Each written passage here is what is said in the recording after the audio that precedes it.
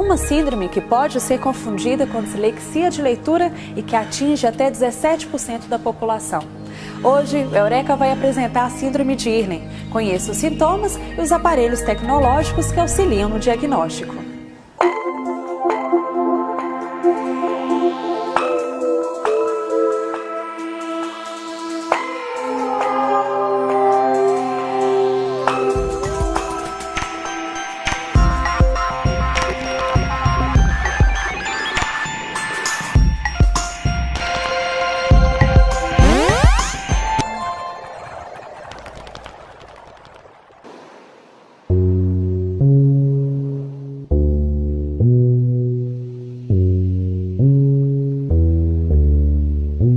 Sonolência durante a leitura, dificuldade para desenhar traços com a régua, fazer cálculos e até mesmo fazer um gol.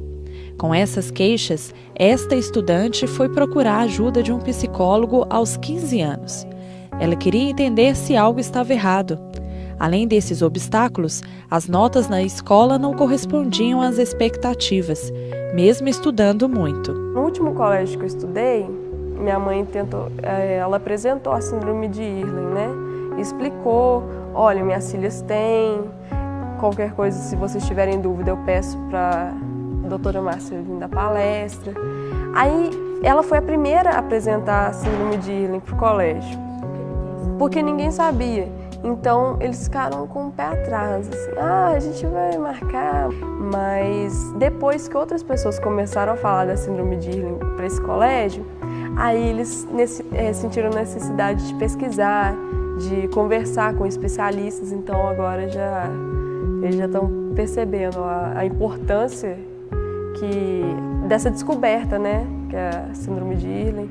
Casos como o da Aline são raros e atingem entre 15% e 17% da população. É a síndrome de Irlen, popularmente conhecida como SI. Uma alteração visoperceptual causada por um desequilíbrio da capacidade de adaptação à luz, que produz alterações no córtex visual e dificuldade na leitura. Existem 6 tipos de manifestações da SI: fotofobia, problemas na resolução visoespacial, restrição de alcance focal, dificuldade na manutenção do foco, astenopia e na percepção de profundidade. A hereditariedade é também um forte componente no quadro.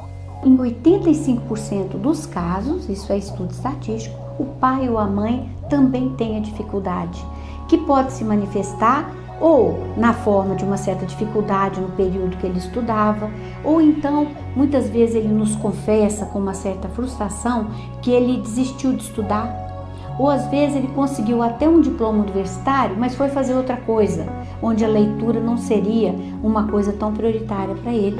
Um estudo recente realizado em uma escola pública de Belo Horizonte detectou a incidência da síndrome em 17% dos alunos, o que já significou um grande avanço, já que muitas pessoas só conseguem identificar a SI quando adultas. Foi o caso dessa psicopedagoga, que só descobriu que tinha síndrome aos 44 anos. Ao levar a filha Aline para testes da identificação da SI, ela desconfiou que também tinha os sintomas. Estava tecido e pintava quadros de vidro com tinta de tecido. E assim, eu vi aquela dificuldade por causa da claridade. E para mim era normal. Minha menina estava com problema na escola e tal. Aí eu vim para cá. Fui responder o questionário para o Hospital dos Olhos e vi que eu tinha um problema da Irlen. Aí comecei a pintar tecido e depois eu falei assim, eu quero coisa maior. Aí eu passei para a tela a óleo. Amei, adoro. E eu vi que aquelas cores que eu pintava antes eram aquelas cores sem vida.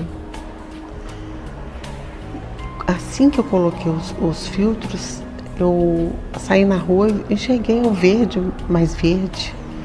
Eu enxergava o verde como acinzentado. E não era daltônico, era o problema da Irlen mesmo. O vermelho não era aquele vermelho bonito, vivo, alegre. Era um vermelho pobre, né?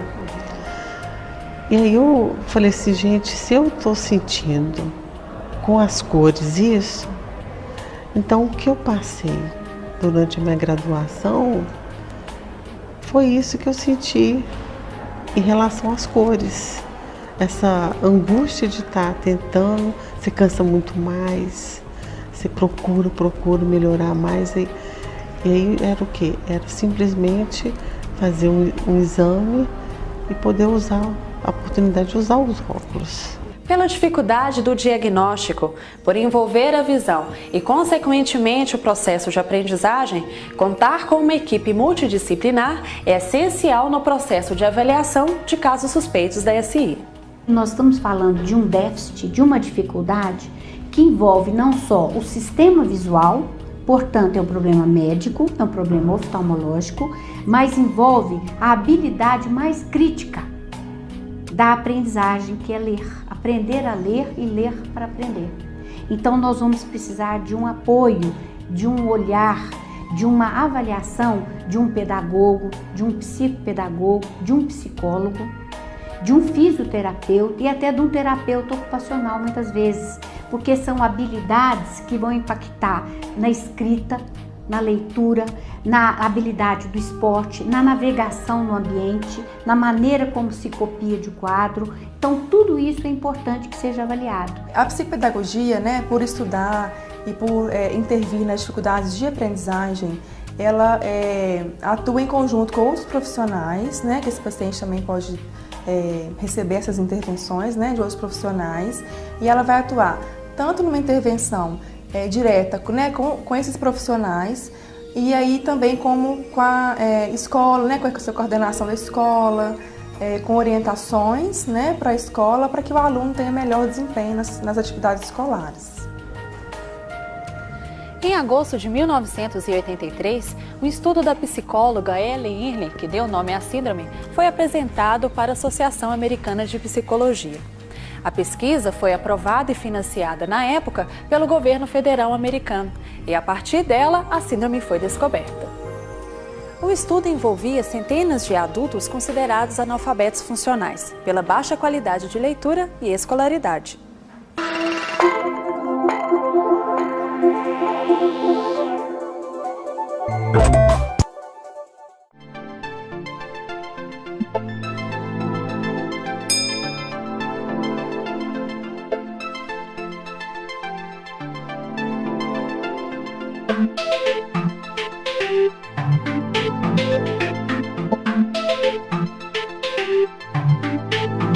Quando é dislexia, tá? Você vai ter isso a sua vida toda. Você vai ter formas de remediar, de reabilitar, mas você nunca vai ficar livre dela. Ela vai te acompanhar até o último dia da sua vida. Síndrome de Irlen, se você fizer a intervenção, você a neutraliza. Na síndrome de Irlen, a pessoa tem dificuldade com luminância. Você descobre onde ela tem o problema, como se fosse a região do curto-circuito, e a gente neutraliza aquilo ali. Aí a pessoa fica normal, não tem mais nenhuma dificuldade, entendeu? Então, síndrome de Irlen tem solução, dislexia tem reabilitação parcial.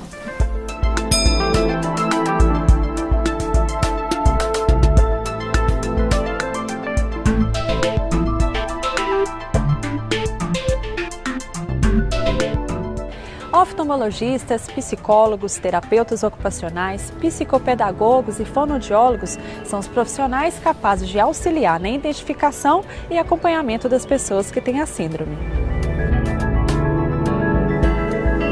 O exame oftalmológico de rotina não consegue diagnosticar a síndrome de Irlen. Em um exame habitual, quem tem a SI enxerga com um aspecto desbotado. E quando as letras estão próximas uma das outras, perdem a competência de leitura.